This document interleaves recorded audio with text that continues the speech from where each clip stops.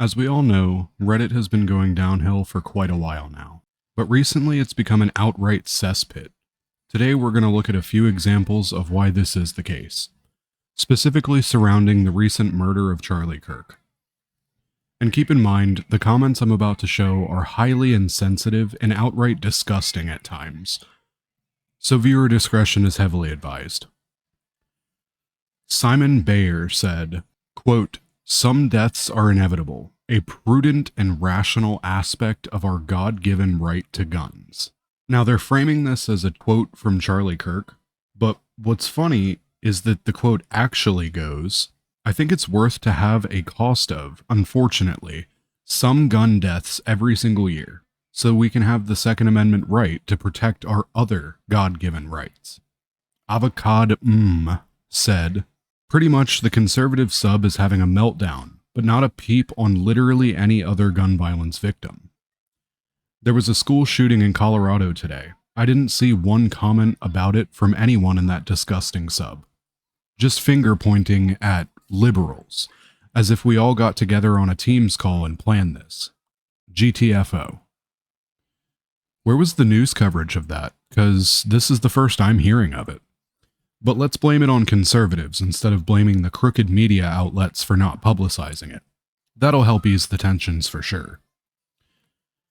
But rest assured, it's not all dumb people, as Dirtfather replied to this saying, "Yeah, 'cause criminals follow laws, laugh emoji. Guns are so easy to make yourself, and there's plenty ways to kill a large amount of people without them. The only people who benefit from strict gun laws are criminals and tyrannical governments. If someone breaks into my house, I shouldn't have to rely on a bow and arrow or a shitty double-barrel shotgun." Now, what I do want to point out is that Avocadom's comment got 10 upvotes, while Dirtfather has 5 downvotes. But that's just Reddit for you, I guess. Ariel Winter 0489 said, "A. If you think violent rhetoric is limited to one side, you're naive. B. Violent rhetoric isn't limited to the US, but yet we have overwhelming numbers of gun deaths. We don't have unique rhetoric, we have unique access to weapons." Jay Thadman replied to this saying, "Oh, it's not limited to one side at all, but it is, in my view, the cause of these horrible acts. I think there's tons of place with violent rhetoric like the US, and in those places they kill LGBTQ people and have slogans like 'curse upon the Jews.' I'm not saying it's one-sided. I'm saying that having access is not the issue. It's the political landscape." So of course, Ariel Winter then replied with, "People didn't shoot political activists during Brexit, for example, which was hyper-polarized and had a political landscape that was very egregious. Regardless of the landscape, any tense situation, whether cultural or something personal, was made worse by the addition of guns. And here, we have a fuck ton of guns." And again, we have a clear example of anti-gun activists trying to use atrocities committed by people to justify taking away our Second Amendment right. The only right we have that ensures all of the rest will stay as rights and not privileges. Frosty Landscape said, "Kirk was a staunch supporter of the Second Amendment rights. He died for what he believed in. He said if people get killed by guns, they get killed." And then, in parentheses at the bottom, "I block conservative trolls." Well, I guess it's a good thing I decided to document this on a website where you have no power, huh? And if you do see this by some chance, I want you to know that you are a disgusting human being.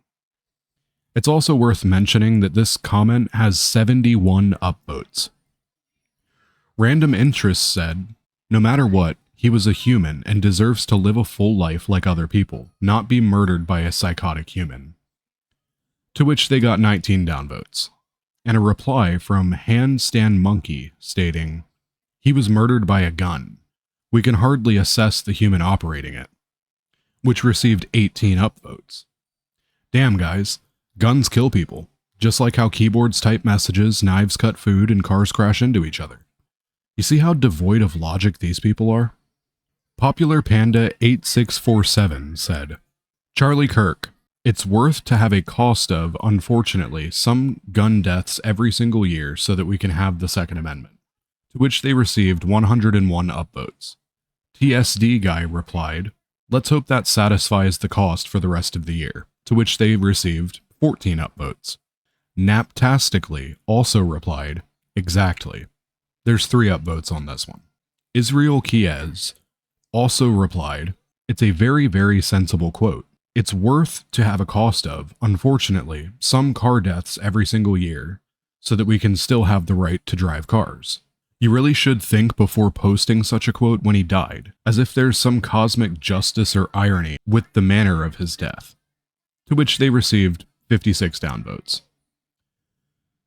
So as you can see from these examples, not only is Reddit an absolute liberal cesspit, 95% of its users are devoid of any logical thought or reason.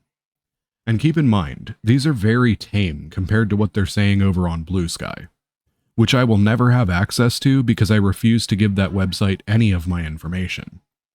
I wouldn't even give them a burner email. This kind of behavior and rhetoric is absolutely deplorable. Celebrating the death of a human being, regardless of who they are, their political affiliation, religious background, or what they may or may not have said in the past, is morally reprehensible at best, and absolutely soulless behavior at worst. So I want to ask a question to those who are still watching to this point. What are your thoughts on this?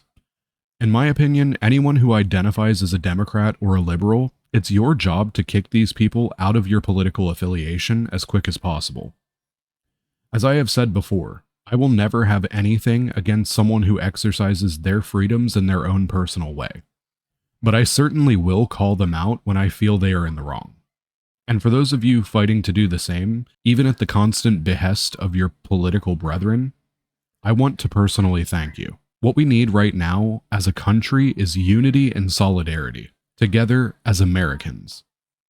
Enough with the faux political bullshit war. This is all being manufactured to keep us divided and fighting amongst ourselves.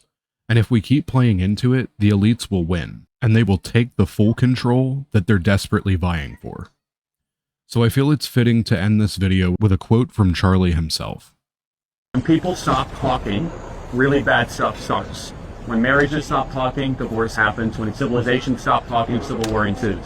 When you stop having a human connection with someone you disagree with, it becomes a lot easier to want to commit violence against that group.